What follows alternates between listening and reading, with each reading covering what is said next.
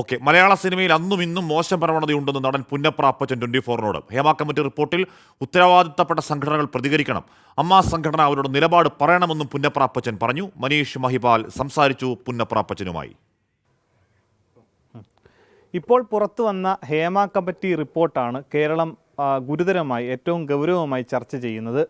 അതുമായി ബന്ധപ്പെട്ട് ഒരു കാലത്ത് മലയാള സിനിമകൾ സൂപ്പർ ഹിറ്റ് സിനിമകളിലടക്കം നിറഞ്ഞു നിന്ന താരങ്ങൾക്കൊപ്പം അഭിനയിച്ചിട്ടുള്ള പുന്നപ്ര അപ്പച്ചനാണ് നമ്മളോട് പ്രതികരിക്കുന്നത്.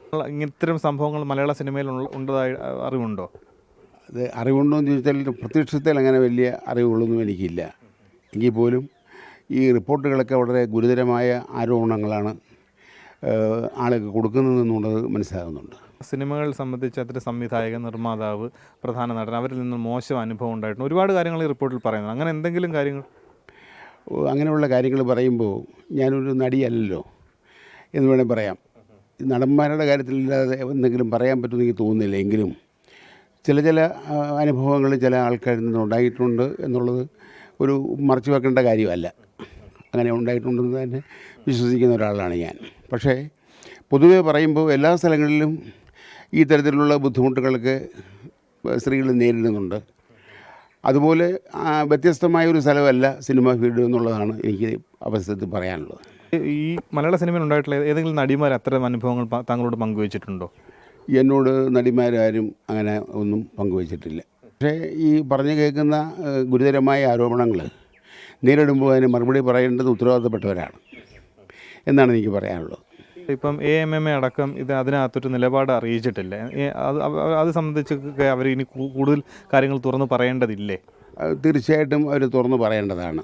കാര്യങ്ങളിതൊന്നും മറച്ചു വയ്ക്കേണ്ട കാര്യങ്ങളല്ല. ഉത്തരവാദിത്തപ്പെട്ടവർ അത് ജനങ്ങളെ അറിയിക്കാനായിട്ടൊരു ബാധ്യത അവർക്കുണ്ട്. തീർച്ചയായിട്ടും അവർ അറിയിക്കുമെന്നാണ് എൻ്റെ വിശ്വാസം. സുരക്ഷിതരാണോ സ്ത്രീകൾ ഒറ്റയ്ക്കൊരു സിനിമാ സെറ്റിൽ വരുന്ന ആളുകളൊക്കെ? അത് സുരക്ഷിതരാണെന്ന് പറയാനായിട്ട് ഒരു പ്രത്യേക രീതി പറയുകയാണെങ്കിൽ സുരക്ഷിതരല്ലാത്ത അനുഭവങ്ങൾ ഉണ്ടായിട്ടുണ്ടെന്ന് ഞാൻ കേട്ടിട്ടുണ്ട് എന്നുള്ളതല്ലാതെ പ്രത്യക്ഷത്തിൽ എനിക്ക് യാതൊരു അനുഭവങ്ങളും ഉണ്ടായിട്ടില്ല. അതുപോലെ മലയാള സിനിമയിൽ ഇപ്പോൾ അത്തരത്തിലുള്ള സംഭവങ്ങൾ നടക്കുന്നുണ്ടെന്ന് തോന്നുന്നുണ്ട്. ഇപ്പോൾ എനിക്കങ്ങനെ തോന്നുന്നുണ്ട്. ഇപ്പോഴും അത് എത്ര കാര്യങ്ങൾ നടക്കുന്നുണ്ട്. പുതിയ ജനറേഷനിൽ ഈ പറഞ്ഞതുപോലുള്ള കാര്യങ്ങളൊക്കെ ഈ നടക്കുന്നുണ്ടെന്നാണ് എൻ്റെ വിശ്വാസം. മലയാള സിനിമയിൽ അപ്പോൾ ഇത്തരത്തിൽ സ്ത്രീകൾക്കടക്കം സുരക്ഷിതത്വം വരേണ്ട അത്തരത്തിലൊരു മാറ്റങ്ങൾ വരേണ്ടത് അനിവാര്യമാണല്ലേ? തീർച്ചയായിട്ടും അനിവാര്യമാണ്. അവർക്ക് സുരക്ഷിതമായിട്ട് ജോലി ചെയ്യേണ്ട ഒരു അവസ്ഥ തീർച്ചയായിട്ടും ഉണ്ടാകേണ്ടതാണ്.